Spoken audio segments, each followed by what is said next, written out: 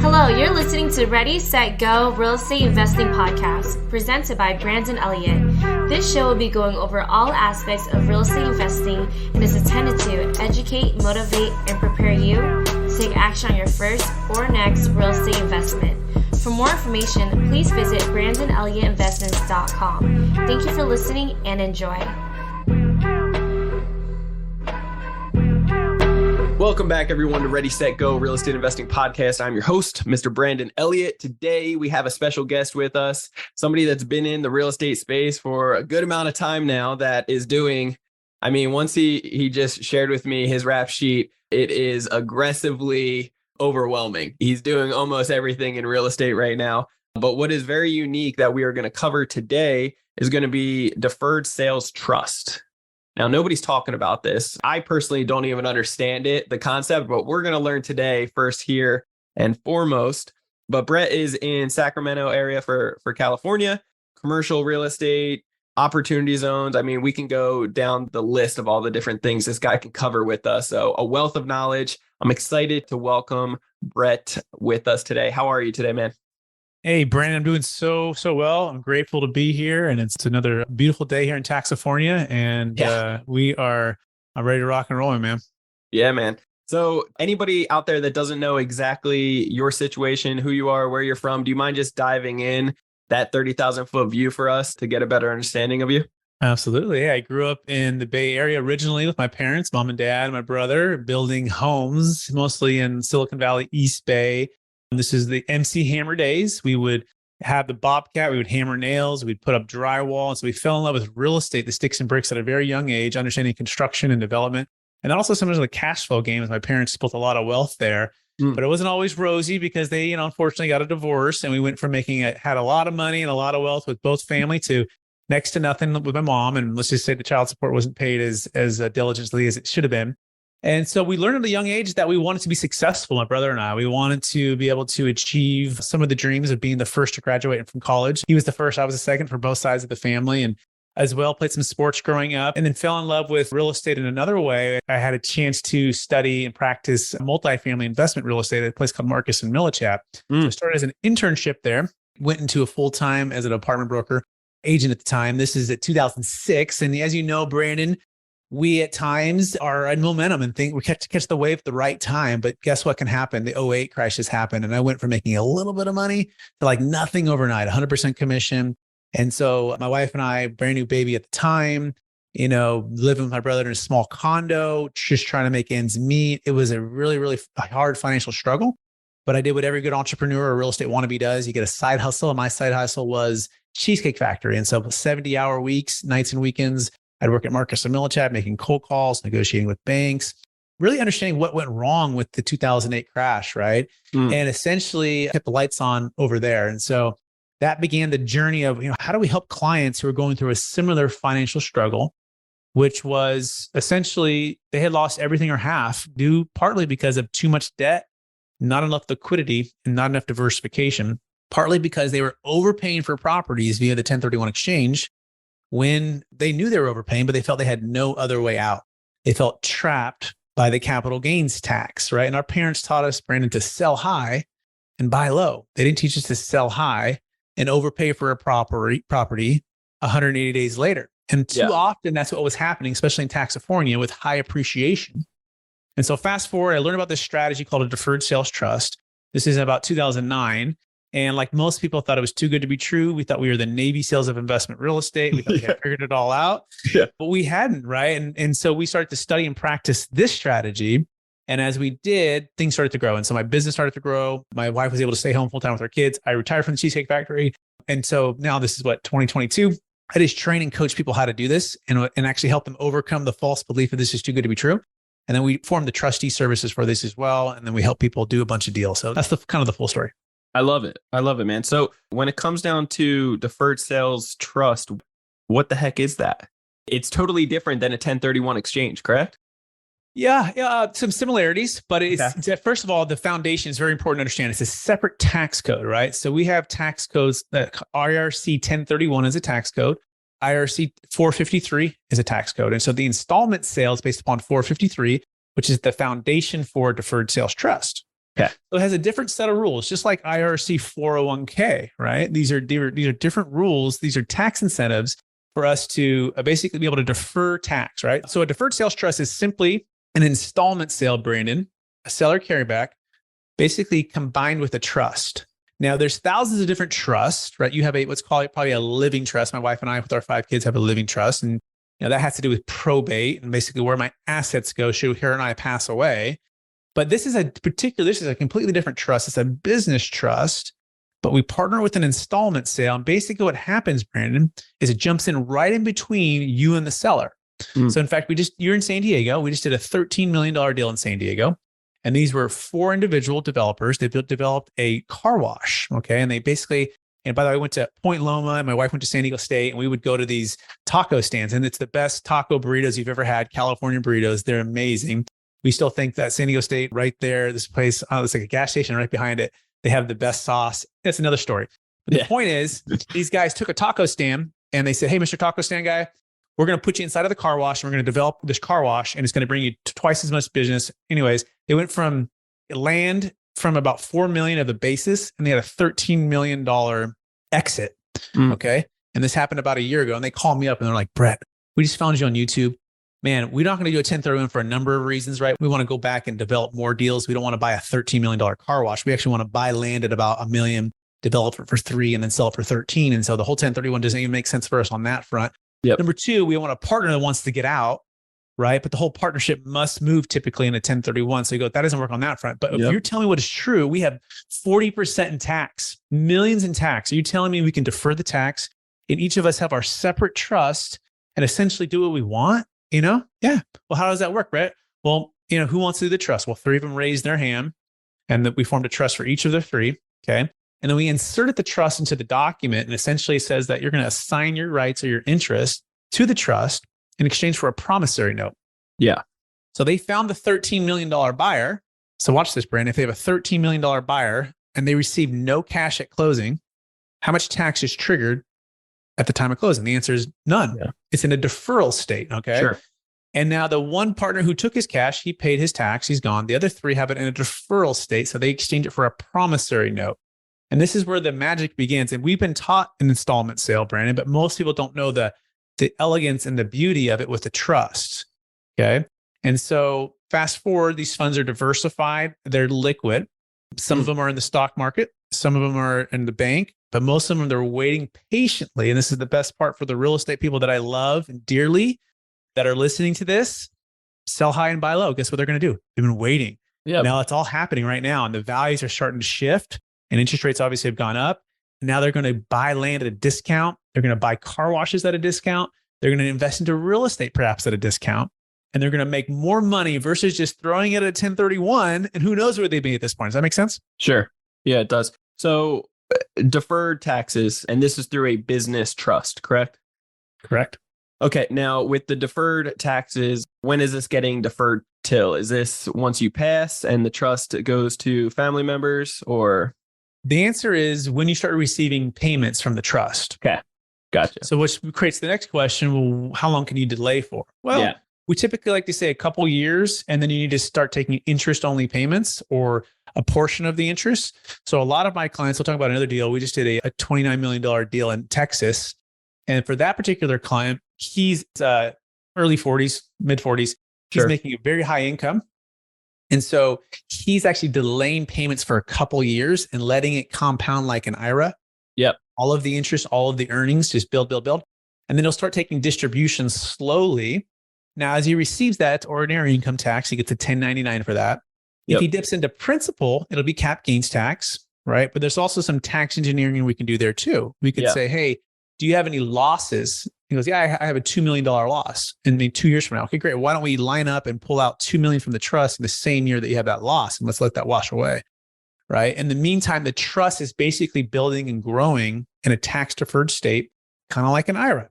All of the earnings and interest typically are not taxed at the trust level because it's able to expense what it owes to the note holder. That's basically what they became. And so these are all the nuances that we work with people to make it make sense. So this is a lot of tax strategy and planning at the end of the day. That's what you guys focus on. So you're absolutely right, Brandon. I'm going to tell your listeners and you right now, it's no longer about cash flow. Yeah. It's always about cash flow. Okay. Of course. Yeah. But it's about tax flow. Yeah. Yeah. Once you start making a ton of money, then it's like, shit, how do I save this money? And I'm learning that the hard way the last couple of years by having to pay a ton, and very, I feel like disrespectful amounts in California. Right. So right now we're doing a lot of tax planning strategy. We're doing cost segregation right now where I'm going to save $1 million on my taxes this year, which I'm so thankful for, and taking advantage of the bonus and so forth. And I've never been necessarily interested in the 1031 just because it doesn't always align with what you're trying to do, right? Especially with the market changing and, the new opportunities that are coming up right in front of our faces a lot more. But I bet you it's going to be increasing a ton the next 6, 12, 18 months, right? So the savvy investors, like you said, they're sitting on the sidelines, they're prepared and they're ready.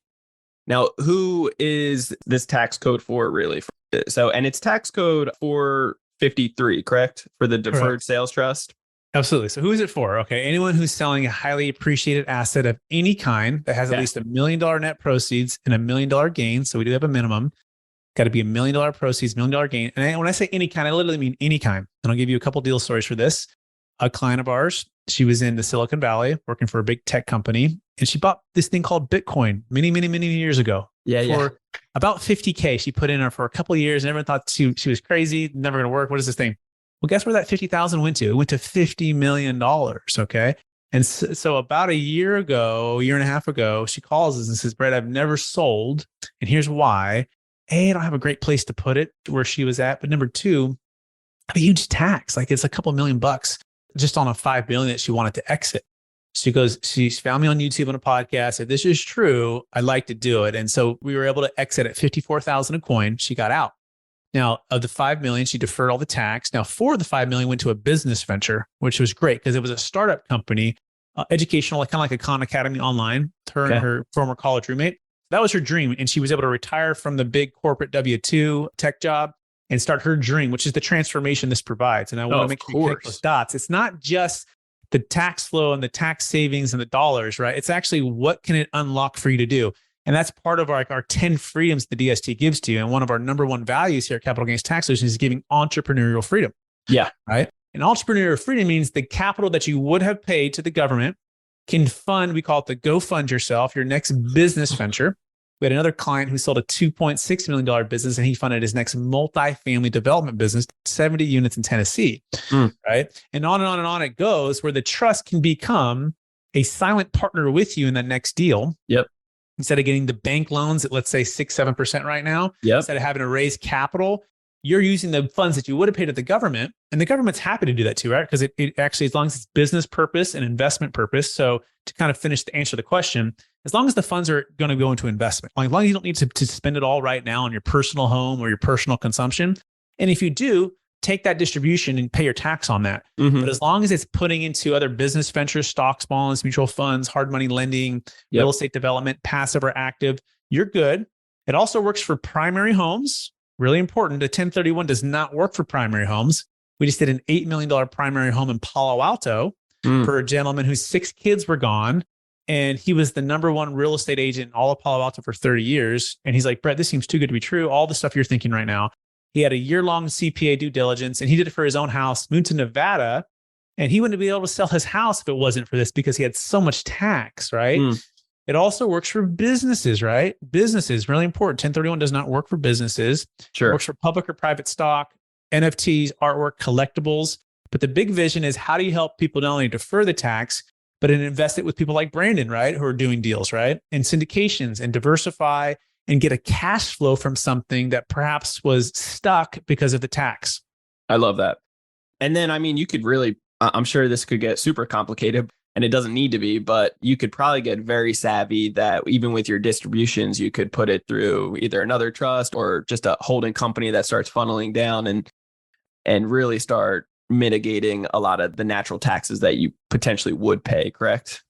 Well, good question. So what we like to do for every dollar of let's say, cost seg depreciation on a multifamily deal that typically depreciates at 27.5 years, we're going to accelerate those into these 5, 7, 15, 2-year chunks. And then we're going to do bonus depreciate it maybe in year 1 or 2. For the cost. Yeah, with cost seg, with that aspect, we're going to hopefully have a dollar, Brandon, for your lined up on this side of the loss side for every dollar you're pulling out. And ideally, each dollar is being pulled out is being washed away. Yeah. And so it's all just like if we started an LLC tomorrow, Brandon, and bought a 200 unit apartment in Point Loma, and we did a cost seg study on it. Like all of a sudden we have that loss, and that carry forward loss might carry forward to the next year. And so that's the tax flow game. I actually look at it like in a Rubik's Cube, right? All of us have a little bit different scenario. And our goal is to work with the best, and I do mean the best, tax attorneys, CPAs, and I'm not one of those either, by the way. Yeah. I'm a commercial real estate broker, syndicator, an investor, and then trustee for the deferred sales trust. But we're going to move this thing around to try to line up as best we can what you're trying to achieve, right? Yep. Now, I'm not like one of those speed guys, but my daughter can do this pretty good where they can get all the colors on the same side. I love it. The goal is to like, see, how do we get Brandon, what are you trying to do with your life, right? With your business life, you're trying to retire, you're trying to be an entrepreneur, you're trying to diversify, you're trying to get your powder dry. Are you trying to get maybe a little bit lower income tax? Are you trying to eliminate estate tax? Like we're doing a deal right now. It's a $55 million deal in Florida, and it's a brother sister selling an agricultural company, no basis. Well, guess what? They have an estate tax challenge because estate tax has nothing to do with the stepped up basis. Sure. And so we're going to come in and we're going to help them exit, but move the funds outside their taxable estate without having to buy a bunch of life insurance, give it all away to charity, or have a bunch of kids to try to gift it away. Yeah. So all of these things have to do with what they're trying to achieve. And then when we get together, that's the power of this, Brandon. And we move and the brain trust together. And all of a sudden, we're going to try to line it up so it makes sense for everybody. Does that make sense? It does. Yeah. I love that. So this is for anybody that is getting $1 million plus in overall proceeds or gains from a sale or just anything in their business in general. So once they have that type of income and they are potentially about to pay taxes on that, like they definitely want to be linking up with you and making sure that they set up their business trust the proper way. Now, little nuance real fast. So they don't have to be making $1 million, just the asset they're selling. And this is actually a common misconception. Okay. Because people think, oh, I'm only making 150 or 75,000. But if you're selling your business for 3 million, guess what? How you're going to be characterized. And that year you're selling, it's going to be that 3 million. Oh, yeah. So they look at the tax rates and they don't think they're in the 20% for federal or the 13.3 for state of California. Right. So basically, California, give you an example, 20% federal, 13.3 California, 3.8 Obamacare tax. You're looking at 37% minimum. Then you add depreciation recapture, it can be as high as 40, 45%. So we like to say it's between 25% and basically 50% of your gain is going to be wiped out by capital gains tax and depreciation recapture, depending on the state you're in. So first of all, understand the problem, right? Now, we do no cost analysis and consultations for all of this, by the way. We only charge if you close. But the point is you want to make sure you have a clarity on that. Now, you need to have the asset you're selling needs to have $1 million gain, and it needs to have $1 million net proceeds, unless you have two at 500 each that you can combine into one. And you say, why, Brett? Well, it can be costly, right? We can go through the fees if you want. But basically, you need to have a good return on your investment, and it needs to be able to sustain itself with the tax deferral. In other words, there needs to be enough gain to have enough pain. Sure. Enough. It's kind of like scaling. Like you wouldn't want to buy a duplex. You're like, I'm going to go buy 70 units, right? And you want to be able to scale that. Mm-hmm. I love that. So talk to me about the trust. What locations are you typically setting these in? Nevada, I assume, or? Nevada's our favorite, right? For a number of reasons. Yeah. So that's one of the best ones. Okay. I love it. And then time frame wise, as far as setting up one of these. Yeah, we've done deals in a week, but no one wants to work under that pressure and that fire drill. But here's the key. You need to have, if it's a sale other than real estate, that's investment real estate, you have to have everything set up prior to the close of escrow, but also prior to the buyer removing all contingencies. Important to understand that, okay? Yeah. So we've done deals really quickly. We have a whole team, transaction coordination team. But so that's key. Number two, if you say, well, Brett, I'm already past that.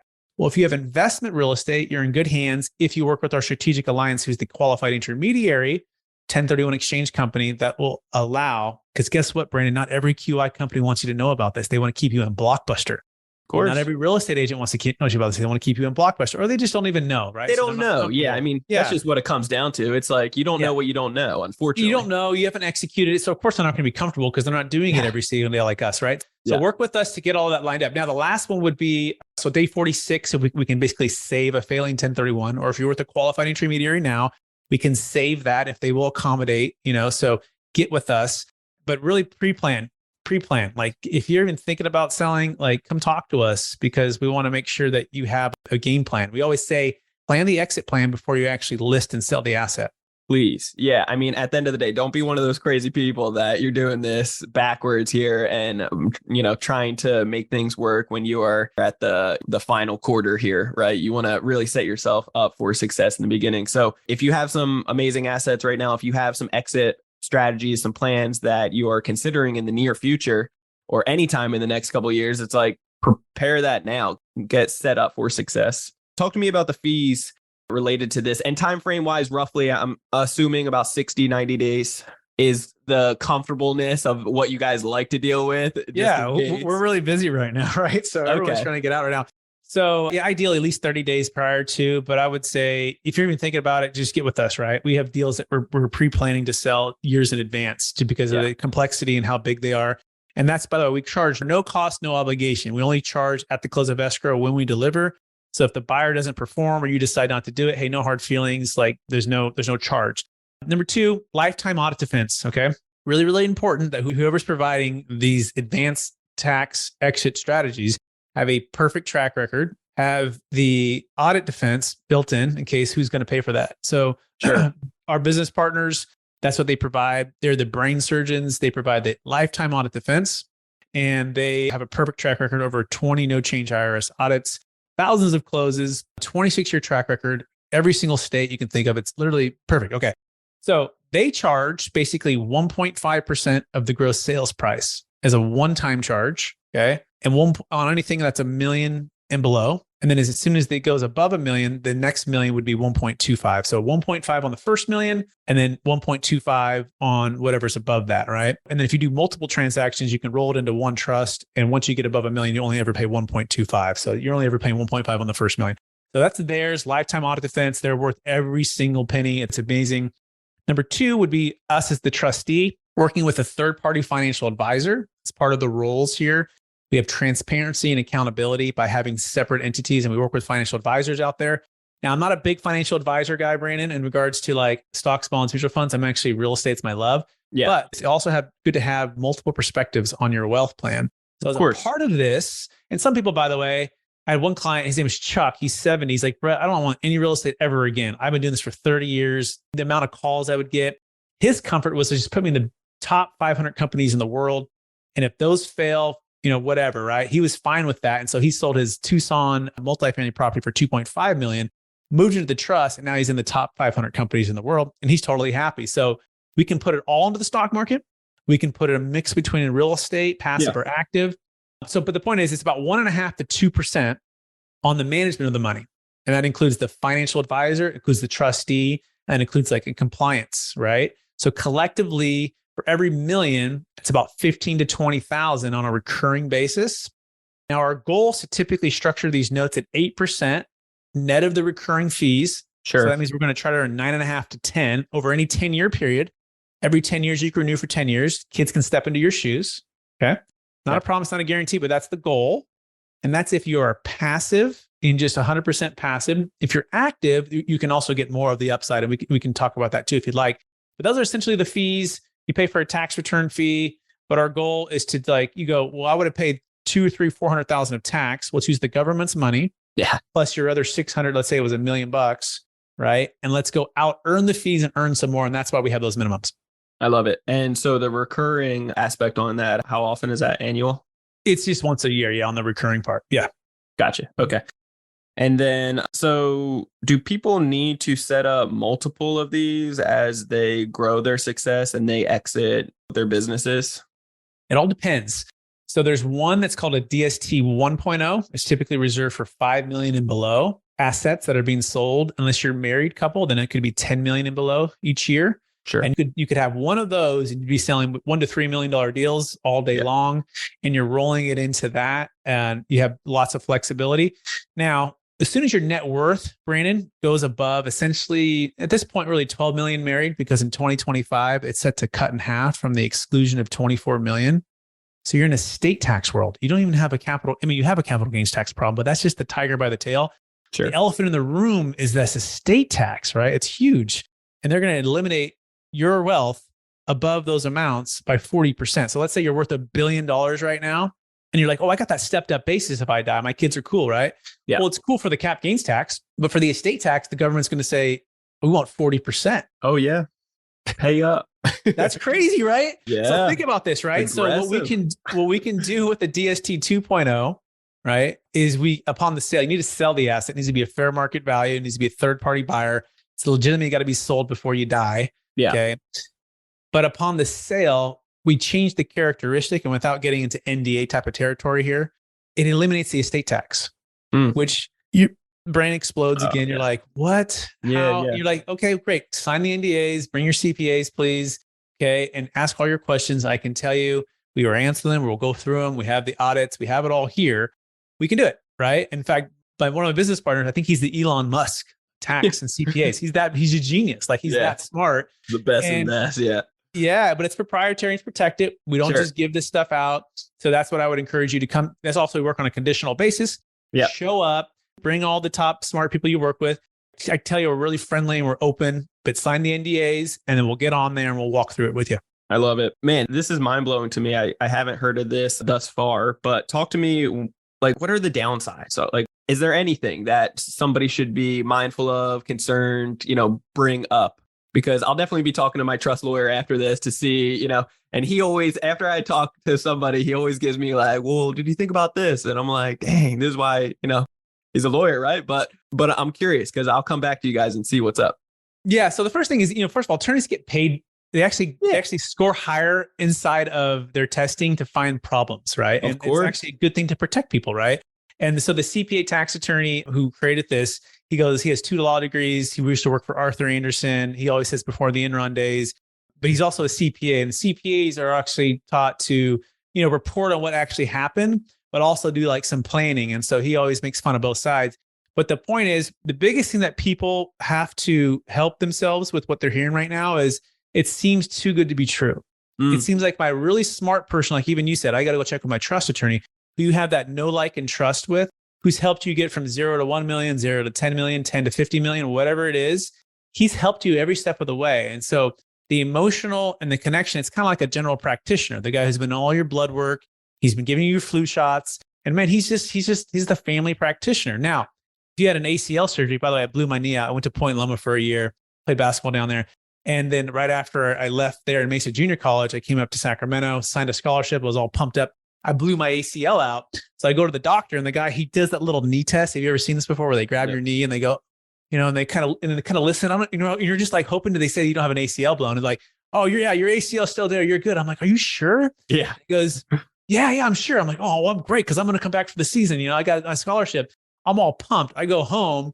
My brother says, Brett, we had a friend, exact same thing happened. She didn't get the MRI, and she came back too early, and she completely ruined her whole career. He goes, go back to the doctor and ask him for that MRI. And so I said, okay. I went back to the doctor, and he's like, he was so like, you're wasting your time. I'm writing this up. This is a waste of money and time. Go down there, blah, blah, blah, blah. He was so confident what he thought was true. 2 weeks later, we get that MRI back. He's like, yeah, your ACL is completely ruptured. You need, you have season-ending surgery. And it was like devastating, right? And I learned from that to say that there's times that people think they know, but until they check, they really don't. You can't blame them. They're convinced that they know the right way to do it. But on our side, we've proven it like thousands of times, tens of thousands of tax returns, all of these things. And so that too good to be true, you really got to encourage your attorney, and I still bring them in, but bring them in for the ride, but don't rely on them to necessarily say yes or no per se right away. Bring them in to ask the questions with you. And I'll give you one deal story to help you with this as well. There's a guy named David Young. Write that name down, David Young. Now, David, he ran with a guy named Bill Gross. And for the commercial real estate people, Brandon, and if you're his people with real estate, you're my people too. We don't necessarily know these names. We know more people like, a Mark Cuban, right? Or like or even like a Warren Buffett, or these big time real estate people. Well, David Young and Bill Gross are basically for the financial world, like the Mark Cubans are for like the real estate entrepreneurial world. Well, they built a company called PIMCO from 80 billion to 1.2 trillion. They did this for 20 years, and they're some of the best wealth advisors in the world. They're world class. Well, they all retire, get a big payday, and then they form a group out of Southern California, and 5 of the guys from PIMCO build a company. And 5 years ago, they get approached with the deferred sales trust. And like us, Brandon, they hear it for the first time. They're like, this sounds too good to be true. We would already have known about this. We were the best in the world. But if it's true, this is a game changer. And so they did a 2-year due diligence on the structure, the strategy, everything, and came through with 2 conclusions. Number one, the creator of it, who I was saying he's like the Elon Musk of tax. That might be the smartest person we've ever met. Number two, we're all in. We'll put our name on it. We're part of the DST Inner Circle, and we'll provide financial advising services for clients. And so I always say to the skeptics and the people that are going to, say, oh, it sounds too good to be true. Well, if it's good enough for David Young, Brandon, and his legal team for 2 years of due diligence, and they're some of the best in the world at what they do, is it good enough for Brandon and Brett and whoever else might be a skeptic? Doesn't mean you just completely just blindly just accept it. No, but come in with an open mind. Yeah. Come in with an open thought about this, and let's methodically go through it. And then if it's real, and it is real, then go all in, right? Don't hold back, go all in. And that's why I'm so passionate about this. And I'm trying to make it a household name for people. And because if they just get it, it changes everything.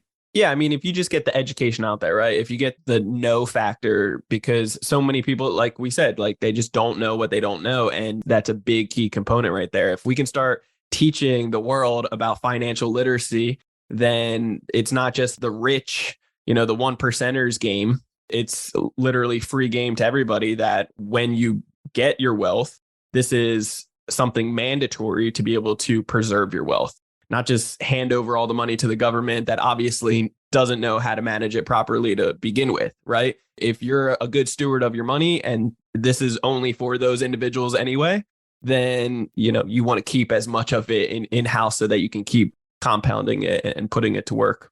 So, besides the skeptic people that are going to need to triple check or think it's too good to be true, right? Is there anything that somebody should be aware of, or that simply it wouldn't be a potential good fit with their planning? Have you ever seen that across the board? Yeah. And we'll say no to people commonly, right? And or we'll tell them to do a 1031 or do an opportunity zone or do a charitable remainder trust, right? Or do cost seg. In fact, we're always looking for ways for them not to use us, right? Because it's a long-term thing, right? It's not I just listed and sold my property and did a quick qualified intermediary for 45 or 180 days and I'm moving on, right? Yeah. I'm the trustee, right? So they've got to get comfortable with me, right? That's one of the biggest things. Do they know, like, and trust me? Part of it, I'm separate third party from them. So the fact that they don't know me, and it's part of kind of why I like it. I grew up in sports. It's like the fourth quarter, 10 seconds to go. And we've got the ability to change someone's life and to come in and really help them and service them at a high level. Yeah. It's not just me, financial advisor, CPA. It's not like I'm by myself. We have separate entities to keep it all protected, ways to keep it protected, transparency with how the funds are moved, transparency for how they're invested, and never move without the client's signature or approval. So once they understand that they're not just unilaterally giving up control to me, the trustee, they have what's called indirect control.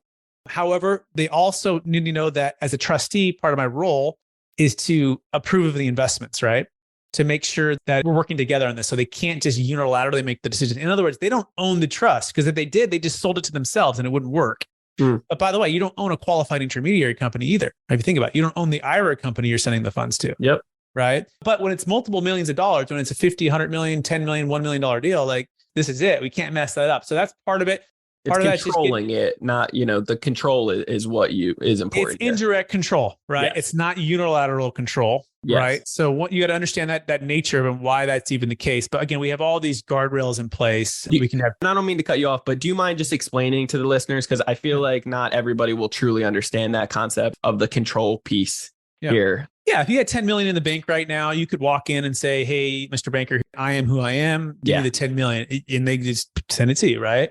And in a scenario where someone's a trustee, and this is my role as a trustee, and there's basically another entity that has certain things going on, we've got to follow those rules and those protocols. By the way, same thing with a qualified intermediary. You send 10 million to a qualified intermediary. You can't just walk in and say, "I want my 10 million back." No, they're going to say, "No, you have the 45 days and the 180. There's different things and protocols they have to follow per the IRS guidelines, right? Mm-hmm. So you're giving up that control for that period of time. In this scenario, you're giving up that control for a period of time. But think of it like a long-term 1031 company that just kind of keeps going. Yeah. But as the interest accrues, it's owed to you. But we help people overcome this by a couple ways.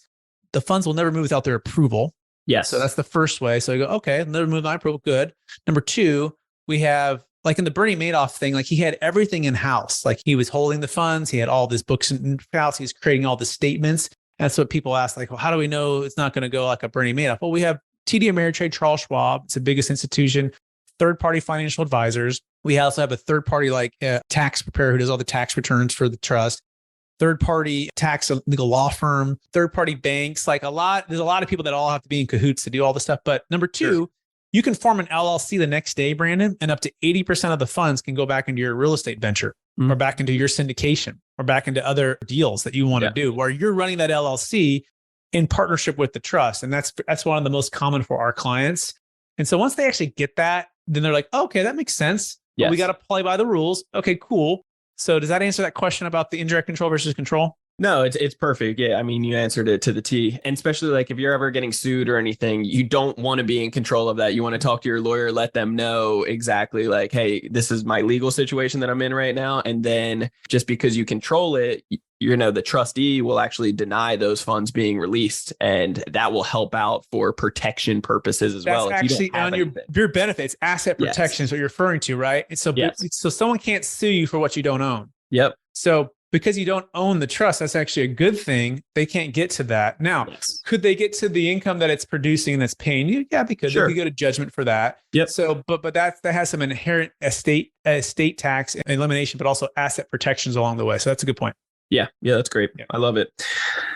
Brett, this is incredible. I've never actually deep dive into this before today. I had no idea. How did you come about this? How did you learn it, and become an expert in this space?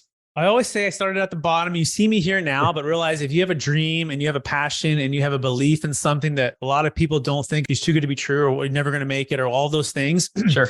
You got to realize that we all started from that point, right? And that's where I was. I literally was flat on my back in my mentor's office at Marcus & Millichap in Sacramento, California, and like literally bawling because all the stress and pressure of the economy, of my marriage, of our baby on the way. And it was devastating because I was failing financially, right? But I was so passionate about real estate and achieving success in the business that I was open-minded enough to say, if something is available to help my clients not have to go through any kind of pain that I'm feeling right now, they were losing millions. At least I was still just barely out of college. I had some student loan debt a little bit. But I was like, this is devastating. So if I could help them not lose everything they created, and it was a way to help me grow my business and add value, I was open-minded enough to actually explore it. So that's the first thing. I was open-minded enough. But guess what? There was 30 other guys in that same office at Marcus & Millichap when he brought in my business partner to speak on the Deferred Sales Trust. And we all had the same opportunity to take that idea and study it and practice it, right? So if there's an idea that you're looking at, you can study and practice. That's the key. And that began the 10,000 hours of being to the point where I could share all the stuff I just shared with you with such conviction, because I saw deal after deal after deal close. So that's what I would say. Get around those who have A, bigger ideas, B, have something that actually going to solve something in a transformational way. Don't spend time on stuff that's not going to be transformational for yourself or for your family or for your clients.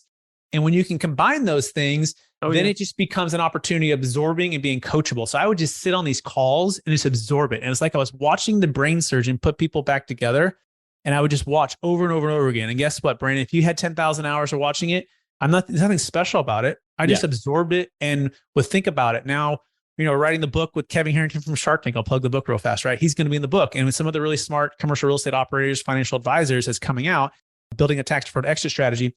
Now it's here. So I would just say that was the beginning. And it was all the blood, sweat, and tears of people laughing. I mean, I had people in my office, they probably still will. They still might. Marcus & Millichap, one guy, he's like 50. He's been in the business he'd make like a couple million a year in brokerage. Mm-hmm. He would laugh. He was a friend of mine. He was like a mentor. He'd go, Brad, what are you doing? That deferred sales is never going to work. What are you thinking? You're still talking about that thing.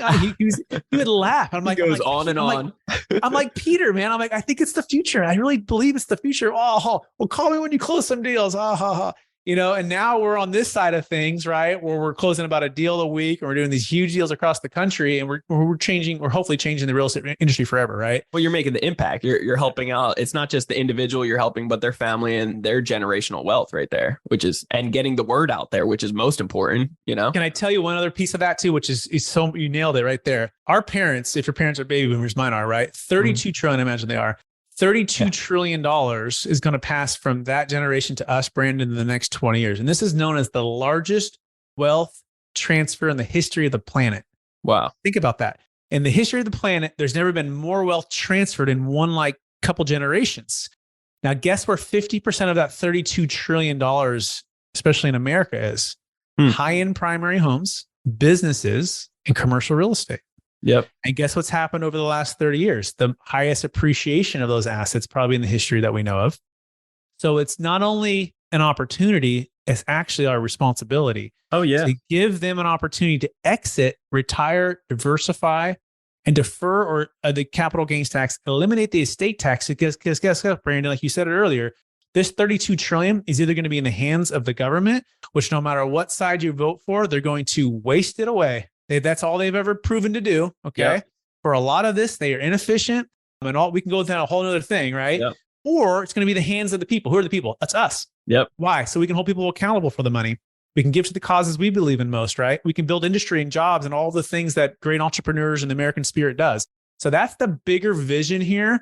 And if people can understand that the deferred sales trust, to me, is the single most vital strategy to understand and use and implement that's been proven. There's some other ones people call me. They're like, I got a better one. I'm like, well, how long have you been doing it? They're like, 2 years. I'm like, call me in 20, Yeah. It's like, if you could, that has the IRS audits. If you get that and we can apply it, we can help everybody. That makes sense? Yeah, it does. I love that. Yeah. I mean, just like you said, it's the biggest transfer of wealth in history.